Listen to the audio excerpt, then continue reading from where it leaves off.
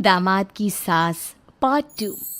अब तक आपने सुना कि कावेरी जी अपनी तीनों बेटियों ईशा, मोहिनी और सुहाना की शादी 3 घर जमाई लड़कों के साथ करवा देती है।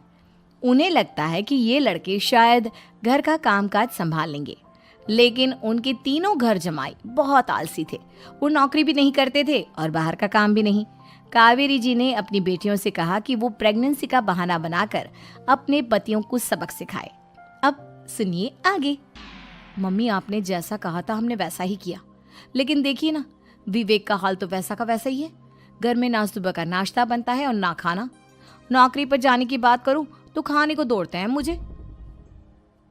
हाँ मम्मी, मैंने भी सुमित को कितनी बार कहा कि अगर नौकरी नहीं करनी तो कोई छोटी सी दुकान ही खोल लो।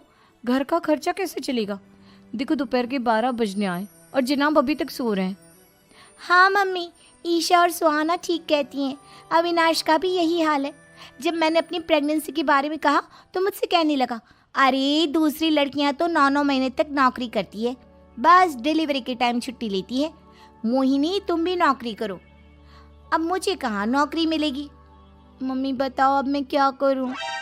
हे भगवान, क्या सोचकर घर जमाई दामाद लाई थी मैं कि मेरी बेटियां मेरे पास रहेंगी और खुश रहेंगी, लेकिन इन आलसी दामादों ने तो हमारी जिंदगी को भी प्रॉब्लम में डाल दिया है। मैं तो कहती हूँ मम्मी, हम लोग वापस अपनी जॉब पर जाना शुरू कर देते हैं। बता देते हैं इन लोगों को कि हमने प्रेगनेंसी का बहाना किया है। नहीं नहीं बेटा, ऐसी गलती भी मत करना। अगर तुमने ऐसा किया तो इन तीनों की आदत और ख़राब हो जाएगी। अरे आज नहीं तो कल कभी तो तुम प्रेग्नेंट होगी, तब वापस यही प्रॉब्लम आएगी। तब क्या करोगी तुम तीनों? हाँ मम्मी, आपकी बात तो बिल्कुल सही है।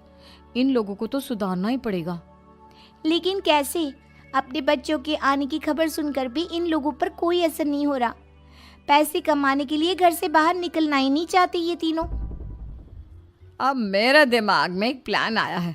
तुम तीनों चिंता मत करो, उन तीनों को बुलाओ, फिर मैं बात करती हूँ। थोड़ी देर बाद कावेरी जी अपने तीनों दामादों को सामने बुलाकर अपनी बात कहना शुरू करती हैं। अविनाश, सुमित और विवेक, देखो बेटा, मैं ना तुम तीनों से बड़ा प्यार करती हूँ, इसीलिए तो तुम्हें घर जमाई बना कर रखा है मैंने। अरे मम्मी जी, सीधे सीधे कहिए ना, क्या बात है? प्यार तो हम भी आपको बहुत करते हैं। अरे मम्मी जी, आपकी इज्जत भी बहुत करते हैं। अरे भाई, आपके जैसी सास और कमाने वाली बीवी सबको मिलती है क्या? हाँ मम्मी, विवेक और सुमित ठीक कह रहे हैं। आपकी बेटी से शादी करके मेरी तो ज़िंदगी ही अच्छी हो गई है।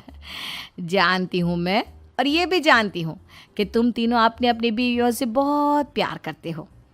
बेटा, बात ऐसी है कि हमारे कुल गुरु ने कहा है कि प्रेग्नेंट होने के बाद मेरी तीनों बेटियां शुरू के 4 महीने हमारे गांव में जाकर रहेगी, जहां मेरे चाचा जी रहते हैं।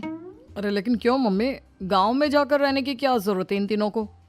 वो क्या है ना बेटा, हमारे परिवार को एक श्राप है। अगर मेरी बेटियों ने यहाँ पर बच्चा पैदा करने की कोशिश की तो उनके बच्चों को कुछ भी हो सकता है। इसलिए अब से लेकर 4 महीने पूरे होने तक इन्हें गांव वाले घर में रहना पड़ेगा। हाँ तो इसमें प्रॉब्लम क्या है मम्मी जी? हम भी वहाँ जाकर रहेंगे, पिकनिक मनाएंगे। अरे भाई, बीवी जहाँ हम भी वहाँ। हाँ यार, आइडिया तो बहुत अच्छा है। शहर की ज़िंदगी में रह रहकर परेशान हो चुके हैं, अब कुछ दिन गांव में बिताएंगे। तुम लोग समझने की कोशिश क्यों नहीं करते?